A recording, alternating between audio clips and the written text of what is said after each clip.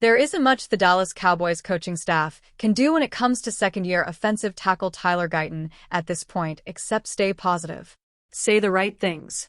Give the right sound bites. Talk Guyton up at every opportunity.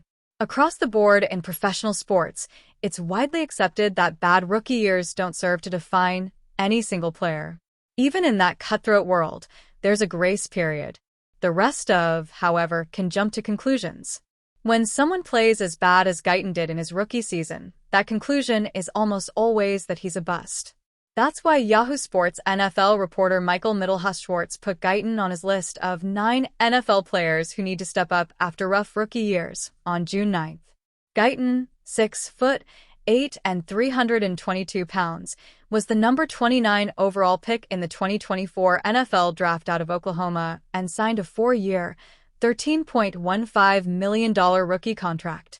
A rough transition to the professional level seemed inevitable for Guyton, who offered an enticing package of athleticism but lacked the refinement to engender much trust as a rookie as he flipped from right tackle to the left side, Mittelhus-Schwartz wrote. The number 29 overall pick started 11 games for the Cowboys and proved to be a weak link for the line, committing 18 penalties while struggling mightily against in both pass protection and run blocking. Guyton part of record run on offensive picks. There weren't many NFL offensive tackles worse than Guyton in 2024 when he registered an anemic 49.4 overall grade from PFF.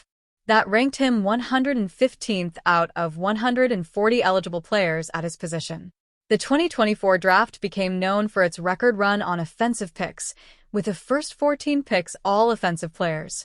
Guyton was the last of 8 offensive linemen selected, one of 6 offensive tackles. According to PFF's overall grades, Guyton was the worst of the 8 rookies and the only one who graded in the 40s. Los Angeles Chargers offensive tackle Joe Alt, the number 5 overall pick, was the best with a 77.6 overall grade. Cowboys seemed to address struggles in 2025 draft. If we're reading the tea leaves, it's not hard to conclude Guyton's struggles and what the Cowboys saw out of him during his rookie season directly influenced how they approached the 2025 NFL Draft. For the third time in 4 years, the Cowboys used their first-round pick on an offensive lineman, taking Alabama offensive guard Tyler Booker with the number 12 overall pick. The Cowboys drafted offensive guard Tyler Smith at number 24 overall in 2022, and he's been an NFL All-Pro and 2-time Pro Bowler in his first 3 seasons. There's no way the Cowboys take another offensive lineman in 2025 if they think Guyton could turn into an elite player. They just have too many other needs. Booker also wasn't the only offensive lineman Dallas selected in 2025. They used a 6th-round pick, number 204 overall, on 6'5", 310-pound Oregon offensive tackle Ajani Cornelius. Cornelius played his first 3 seasons of college football at Rhode Island, an FCS school, and was named All-CAA in 2022. He transferred to Oregon for his final 2 seasons, where he was named All-Pac-12 in 2023 and All-Big Ten in 2024.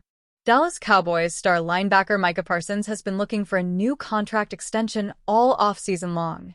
Parsons recently missed organized team activities amid his desire for an extension instead of playing on the club's $24 million 5th-year option. Amid raised speculation that Parsons could sit out longer with mandatory minicamp around the corner, the Cowboys received good news on Parsons Monday. He's at least in the building per Fort Worth Star-Telegram reporter Nick Harris. For those tracking, Cowboys D. Micah Parsons and CB Trayvon Diggs were back at the Star on Monday, and the expectation remains that both will be in attendance for the start of mandatory minicamp beginning on Tuesday, Harris wrote. That comes less than 24 hours after Parsons posted a TikTok video of his phone conversation with Cowboys head coach Brian Schottenheimer on Sunday. After Parsons simply checked in on his good-night call based on a recent social media fad, Schottenheimer talked about the elephant in the room. "I know this is weird for everybody, but look, you're handling everything the right way, bro," Schottenheimer said on the video.